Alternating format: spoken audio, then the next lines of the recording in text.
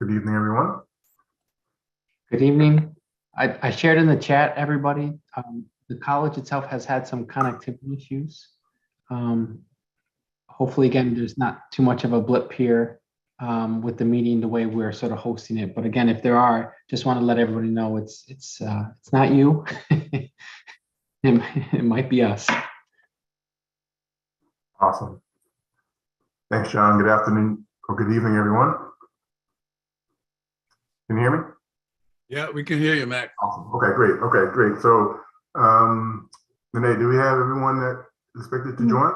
No, I lost connection for a bit, but I think we just have Mary Kate, we have you and Maurice. Did anyone join while I was? This is Jeff Tatler. I'm on the phone. Oh, Jeff. Thank you. Yep. Thank you, Jeff. Sorry. So we're just missing Samalit and Norm. Okay, we'll give it a couple minutes. And we'll get started. Thank you. Thank you, Renee. Thank you.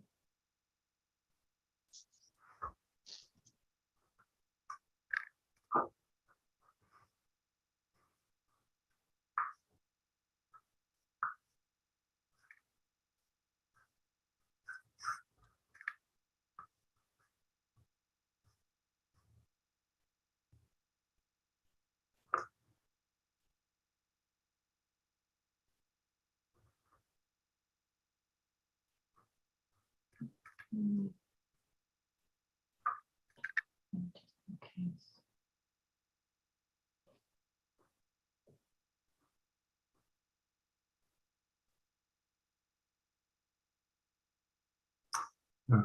Let's see if Samalit is joining now. And let's see.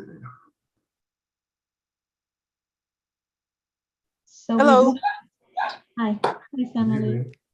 We do have a quorum. We're just missing Norm. Okay, why don't we just get started? So, again, good evening, everyone. Renee, would you mind taking the roll? Yes. Mary Kate Mirren, Present. Max Starks, Present. Samalit Hogan, Present. Maurice Lindsay, Present. Norm Roldan, and Jeff Sattler. Present. Thank you. Great, thank you, Renee. Thank you all. So we use this time to jump right into our fiscal year 2022 financial update and outlook. Hi.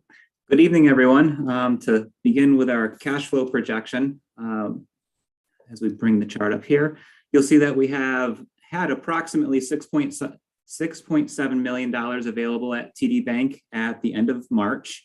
We will continue with our trend through the middle of June. That's a downward or declining balance trend until we call down our HERF lost revenue funds.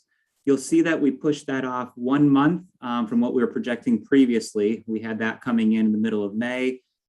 Because the Department of Ed has allowed an extension for when we can spend the HERF funds, we decided to push this out to the middle of June. That is more consistent with what we did last year. And consistency is important when we're calculating our lost revenue. So we'll have the call down then, and then we'll wind up the year with approximately $4.9 million available to us.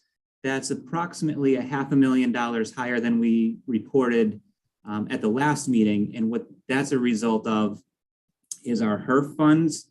What we were originally projecting is that from the student portion, we were anticipating originally that all of the funds would be called down and sent out to students in the form of refund check. Well, I shouldn't say refund checks, HERF checks. However, we are finding that, students are requesting that some of the funds be applied to an outstanding balance. So that's got no cash outflow aspect. And so when we made that adjustment, that bumped up our cash flow balance by the tune of about $500,000. And again, winding up with about $4.9 million at the end of this fiscal year. If you could move to the next slide. And this is just our line by line item projecting what the balance was. Anywhere from the first column shows us what the balance was coming into the year. The second column shows the actual activity by line item through April 2nd. Our third column is our projections by line item. And then the fourth column is our totals for each line item. Again, at the bottom of the third column, you'll see that we have the $4.9 million projected balance as of the end of this fiscal year. Are there any questions? No question for me. Good walkthrough. Great, thank you. You go to the next slide. Oh. And one more, please. Thanks. So this is our detailed revenue and spending report through the end of March. We'll go to the next slide where we can focus on some of the highlights. We're projecting a surplus of $971,000 at this point, with revenue up $431,000 and expenses lower by $540,000. The revenue has stayed the same since last month as far as our projection goes, but in the expenses, we've got additional full-time salary savings that we're recognizing, as well as $200,000 of a favorable variance from workers' comp and overtime. Any questions on this or the other slides?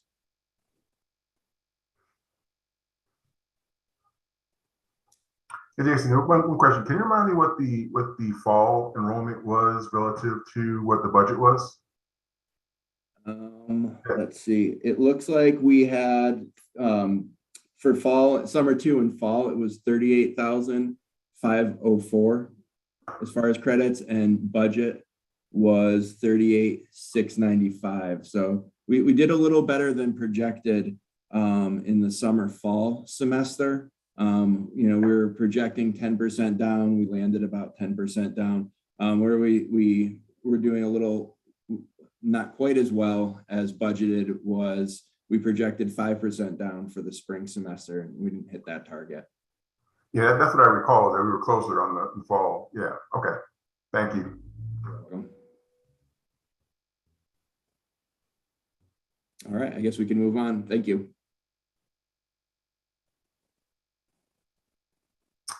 Right, 2023 budget.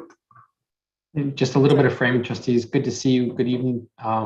Again, great to have a second draft. I'll turn it over to our CFO. Just real brief again for the trustees. You see, given where we are point in time with the current fiscal year, things are well in hand. We've done a lot to manage our budget, despite, especially this time last year, where there was a great deal of uncertainty and unknowns. It's good to have some of the state dollars come through that kind of help with some of the offsetting. To the question, Mac, I hate to call it a guess. We definitely tried to do our best effort to model and project what enrollment was. We certainly hit it for fall semester. If we had carried that number over for spring semester, we would have been spot on there. So again, it's a work in progress. Even what we have in our draft for next year with our budget projections, we've done our best with modeling. And again, it's been really helpful to have some of that more dialed in, and at least as a reference point. So with that said, you'll find that we're real pleased. We sharpened the pencil. We went back to it. We've got a real strong second draft. Let me turn it over to Andrea for a walkthrough. Thank you. Thanks and good evening. And just one additional comment on the revenue and spending for this year. So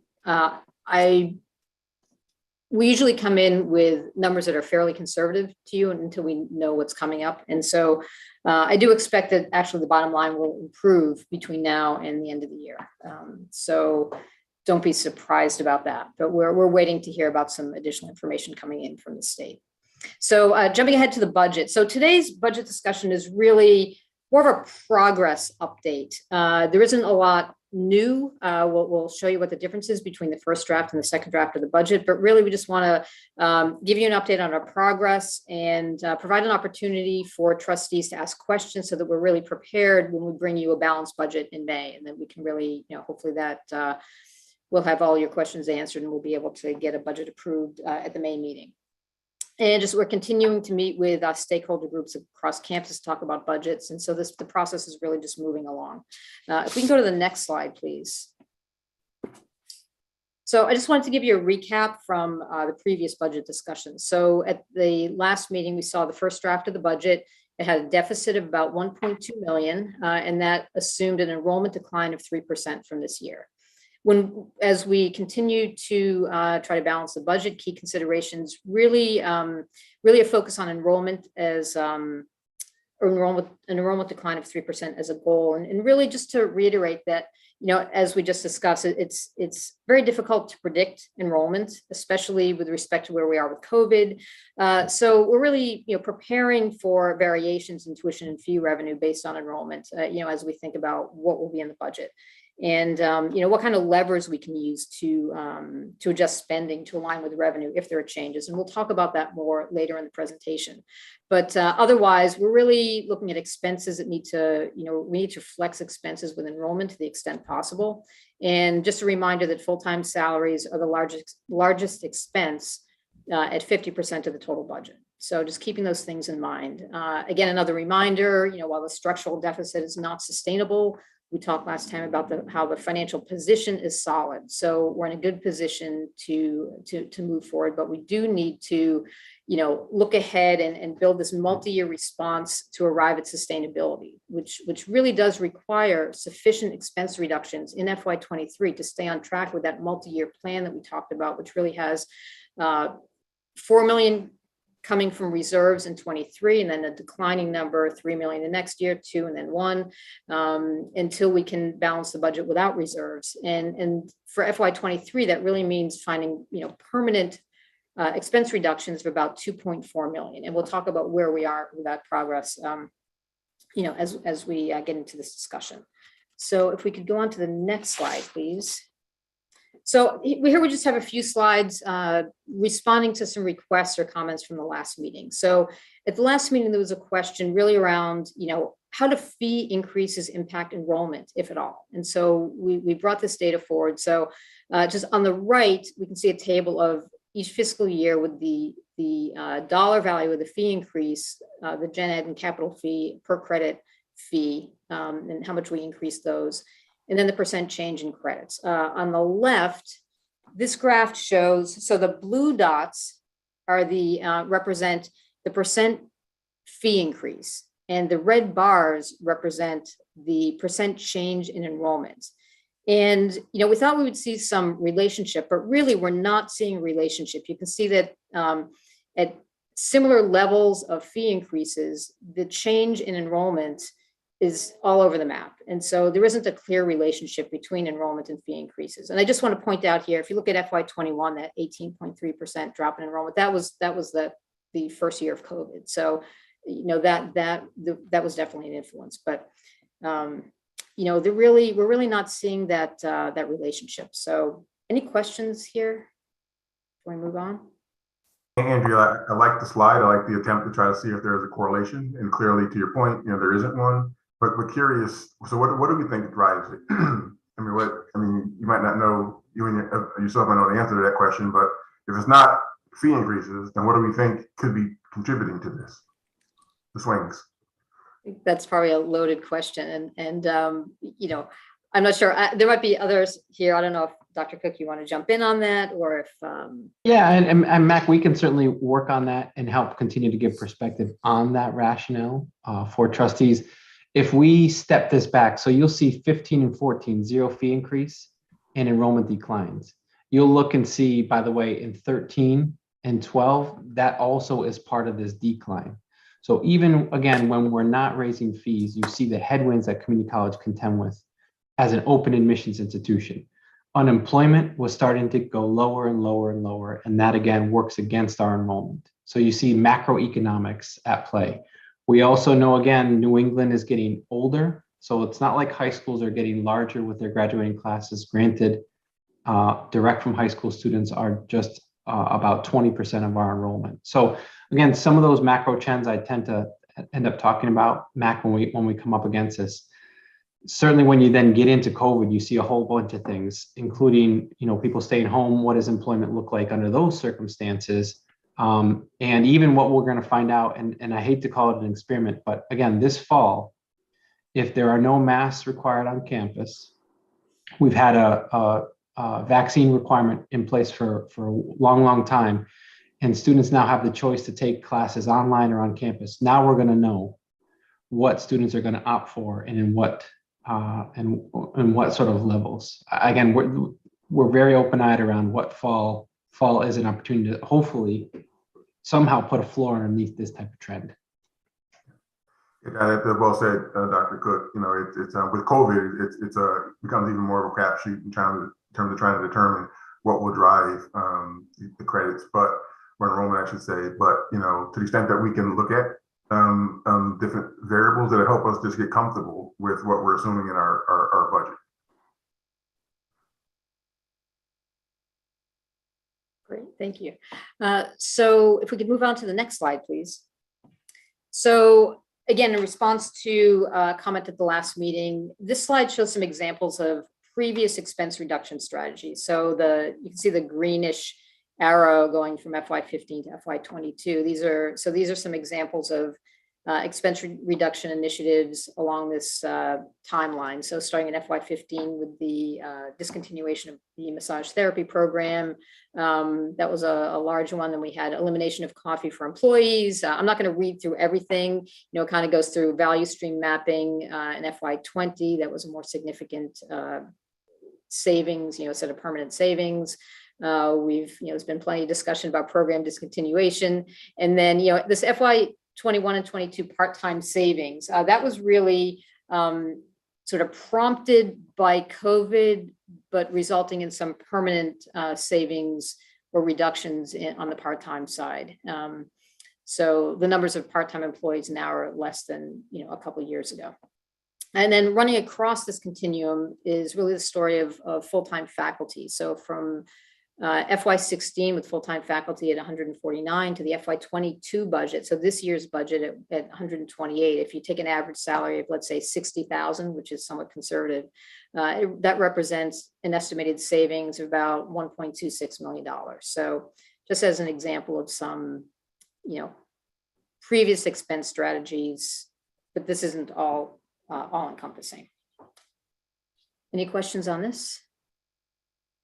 If not, if we could go to the next slide. This is just one more slide responding to some questions at the last meeting. So, you know, this is really a history of some trustee approved uses of reserves. So you can see here that it's not a regular annual ask to use reserves. And we've asked for reserves for a combination of, you know, some of the situations here are emergencies, like the 2019 core switch IT infrastructure request for 420,000, or things like in 2017, $3 million of, you know, planned investment in building 19. So it's a variety of reasons for requesting reserves, but it's really on a, you know, as needed basis, not a regular basis. So any questions on this? So if not, we can move on to looking at the second draft of the budget. So here is the tiny detail, which you will have in your packets, and feel free to look at that, you know, and let me know if you have any questions. If we go on to the next slide, this provides a summary of the changes since the last draft. So at the last meeting, we saw the first draft of the budget that had the deficit or net loss of about $1.2 million.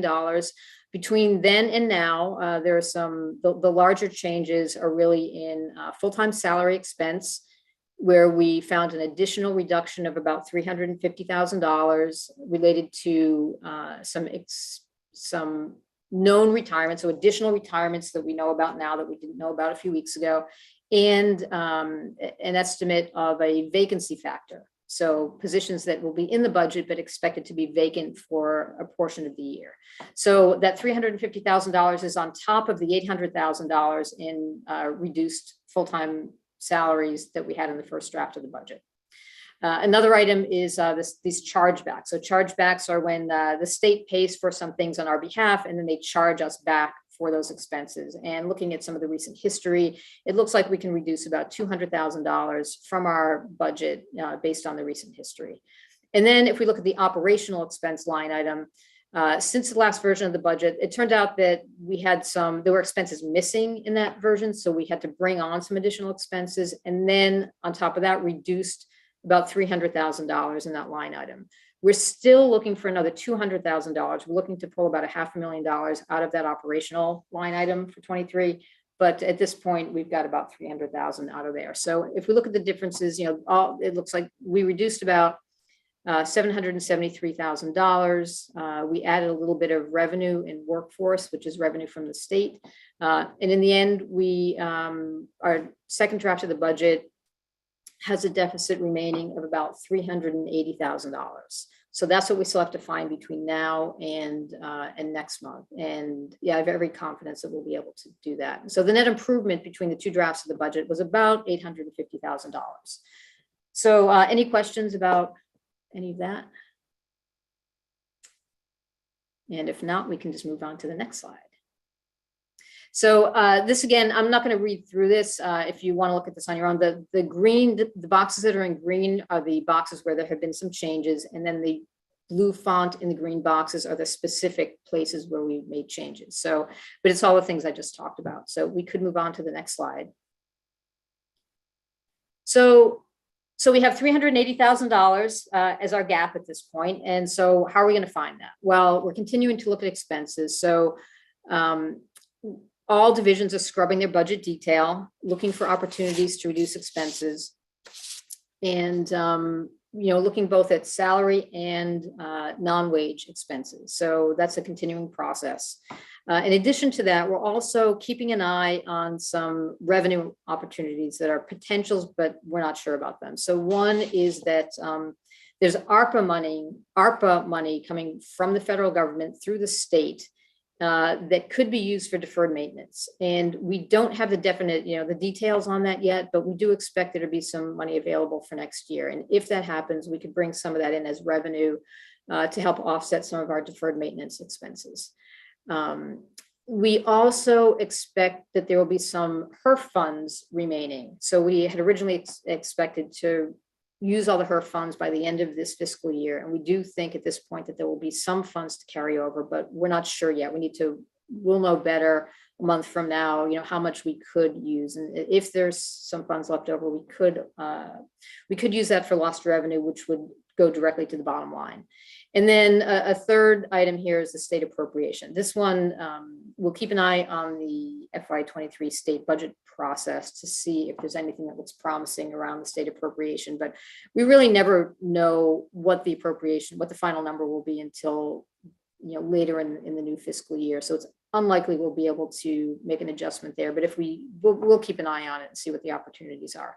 So at this point, we've already reduced expenses by almost $2 million. As we said, earlier, we're looking for a total of about 2.4 million. So that's really that, additional 400,000 that we're looking for at this point.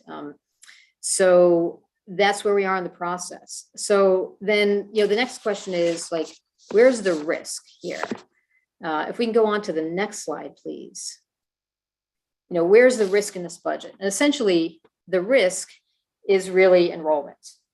We've made this assumption about credits being 3% down from this year, which is, at the moment giving us a $380,000 deficit. This is showing us at the left, you see that the budget scenario, the next bar over is what if credits are flat? What if there's no decline? Then would be at about break even. And then you can see, the next three bars are, well, what happens if we're 5%, 10%, or 15% down from FY22? And each 5% decline in enrollment adds about $650,000 to the deficit. So if we can go on to the next slide, please. So what happens? What happens if we end up at 5% or 10% lower enrollment than what we expected? Or if the decline is 5 or 10% lower than what we expected? How would we find an additional, let's say, $500,000 to $1.3 million? Well, the first level that we would look at is our budget, as it does every year, includes contingency of about $500,000. So that's the flexibility that's built into the budget for this, uncertainty around enrollment. Once we get past, if we were to get past that $500,000, the next level is to look at operational expense reductions, the types of reductions that, let's say, wouldn't directly impact students for the most part. So, freezing certain expenses, The other option is delaying some of the larger projects, let's say in facilities or IT. So not eliminating them, but if we put them off for a number of months, it's sort of pushes expenses into future years, which helps us in the current fiscal year, but not in the future years. And then if we need to find more than that, that's when we get into looking at personnel expenses. And if we get to the point, and this would have to be more of a drastic reduction in enrollment, but if we needed to freeze personnel or have personnel reductions, ideally we would implement those before the start of the academic year. The challenge is that we really only know 50% of the fall enrollment comes in after July 1st. So it's a timing issue in terms of when we have enough information to make decisions like that. But, we'll be keeping an eye on enrollment. Once we start fall enrollment, we'll be keeping an eye on that. But I'm really not too concerned about getting to that level. And so, what's really important at this point is, staying on track with that multi-year plan to reduce expenses year after year. And so it's very important that we find those expense reductions in this year so that we stay on track. Even if we find some revenue opportunities this year, we really do need to stay on track with the expense reductions so that we don't get to the following year when we don't have the additional revenue and then have to make additional expense reductions. Hopefully that makes sense. So anyway, that's where we are is as of today, we need to find another, $380,000 to make sure that we're on track, not just for next year, but for future years as well. And I think that might be everything to present. If we can go to the next slide. So at this point, what questions do you have for us, and what information would it be helpful for us to provide for you the next time we meet? Sorry, Andrew, I was talking on mute. Forgive me. So on the prior slide, if I'm reading that correctly, so we're $380,000 out of balance right now. We've got $500,000 of contingency, so essentially we're there, right? But we're targeting a 3% enrollment decline. Why wouldn't we target the 5%? If you go to the prior slide, why don't we target 5% down? So if you go up one slide, so we can see thank you. So 5% down says 645,000 gap versus the 380. So I guess my question is, are we including a -3% enrollment because that's the easier bogey to get to a balanced budget, or do we really believe we got the meat around the assumption of -3% versus a -5%? I would say we feel like the 3% is reasonable, and yet it's very hard to predict what will actually happen. And so we're, as usual, sort of in the state of targeting what seems like a reasonable reduction in enrollment, but at the same time having contingency plans in place so that we don't get into trouble if enrollment ends up being somewhat lower. Because the 5% is reasonable as well. That is true. Yeah, I mean, not that far. That's not that different, right? 3 to 5%. But again, when you're trying to develop a budget, if you're targeting 5%, right, and it's very likely that we could be at, targeting 3%, but it's very likely we could be at 5%. Did you miss the opportunity to really go after, or even really identify ways in which, or levers with which you could pull to get to a balanced budget if it comes in at 5 versus the 3? Again, 3%. It's certainly reasonable, but we could be talking about 10% for all we know, right? No one knows. No one has a crystal ball. But I just really want to make sure we're pushing on this, the 5%, the 645 down as we're trying to get to a balanced budget. We got one more month to go. It would be nice to not kind of highlight that contingency. I guess I don't want you to come back next month and say, oh, we looked at some other things. We really couldn't find anything, so we're going to dip into the contingency. That's nice. I'd rather you say, we dipped into contingency trying to get to the 5% down. That again would be more reasonable to me. That makes sense. In fact, I guess what I would say is that we won't adjust the contingency in the budget that we present to you. So our intent is to present a budget that has the $500,000 in contingency, because we never know what's going to happen. Yeah. Where the safety valve is for me at the moment is on the revenue side. So I don't want to be overly optimistic about the non-tuition and fee revenue piece. So the HERF revenue and the ARPA revenue, I think that the opportunity is in those two line items, but I don't have the confidence to show them to you today, but I'm like pretty sure that we're going to be able to show some improvements in revenue next month. And if that doesn't happen, then we will cut back more on the expenses. But I think that it's, we're walking a fine line there between now and then, but I think that it will not seem that close next month, if that makes sense. It does. Yeah, it does. Thank you. A couple cents worth. And Mac, as always, appreciate the encouragement to really do what's needed, right? To really be active managers. I really appreciate that. For me, I sort of wrote down this three-legged stool that complements what Andrea said. For starters, I don't want it to seem that the 3% is arbitrary, even though its rationale is not as ideal as we want, right? We showed, I think, in the first draft, how we had institutional research generate some modeling. And this essentially is an average of 4 scenarios. Again, not great to have an average, arguably, of averages, but that's where we landed with the 3%, as opposed to why not pushing for 5%. The second leg of the stool is really trying to reposition the college to not just accept a projection, but to work towards a goal. And that's new territory for us, to try to push program by program at more local by local conversations within the college about working towards a goal for enrollment and how we get there. And so this helps us actually push on that piece. And then the third thing is, again, it's to your point, and frankly, where our CFO's head is, which is we have to continue to work on the expense side, but we're never quite sure where state appropriation is. I think we've put in a pretty conservative number. State appropriation may end up at 1.9% as opposed to 1.5%. And that more than covers what a 5% decline would be. So, and again, that's the stuff that we may not know until November. So again, this is pretty solid. Arguably what you want to hear is it's pretty conservative too.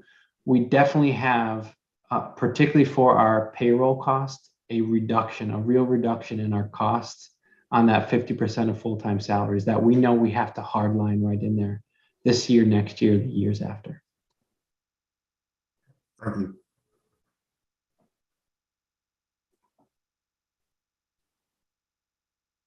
So are there any other questions or any additional information that you would like to see us bring at the next meeting? Andrea, this is Jeff. I just making sure that I understand what you explained to Mac regarding if we have a decline in enrollment.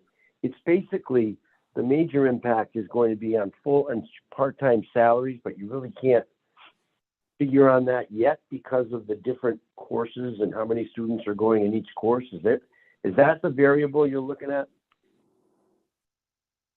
I think, well, there's two things. One is that we'll be following the enrollment. So if enrollment turns out to be less than what we expect it to be, then we first would use our contingency. We'd spend, we have the opportunity to spend $500,000 less, let's say, than we have in the budget. And then we would start looking at potential, expense reductions. And if necessary, looking at personnel, but only if absolutely necessary, in terms of what would be over and above the reductions that are already built into the budget. Does that answer your question? Yeah, yes. Yeah, I understand where you are on that. Okay. Any other Great job on the questions? slides, Andrea. I really appreciate the clarity there. Thank you. So that's all that we have for you, but happy to take any additional comments or questions or. No more questions or comments for me. I like the progression of where we started and where we are now. It looks like, based on the current assumptions, we're going to get there, so that's good. But again, this is make sure that we're considering, the downsides as well to that 3%. That's going to, as you mentioned on the outset, that's going to drive everything. Right, so let's not get too enamored with 3% and call it a day. We're going to get there clearly, but you know, minus 5% is a real possibility as well. That's a good point. Thank you. Thank you. When do we think we know when we're gonna have a budget number from the state? Sometime in the middle of the next fiscal year, Okay. Yeah, in terms Jeff, of a right? final number. And for all we know, they're still waiting to see at the Fed level if they've wrung out every bit of ARPA or other, you know, infrastructure dollar from those sources. You know, you'd like to think it's not as bad as the middle COVID year where it was January before we had an actual vote and an approval. But again, I think if past practice holds, it likely is still going to be fall. Yeah, likely would be September, October, maybe November before we really get that number in hand. Okay. But just an important point is that it won't be less than what we've put in the budget. It Okay, would only be that's- more. All right. That was where I was going.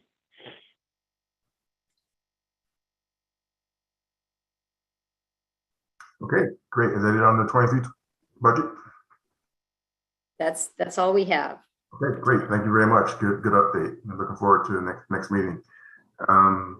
So there's no old business, any new business? Okay, date of our next meeting is May 9th. And Renee, can you take the roll to call the meeting? Yes, Mary Kate Murin, Yes. Max Starks, Yes. Samalit Hogan, Yes. Maurice Lindsay, Yes. Norm Rodan, and Jeff Sattler.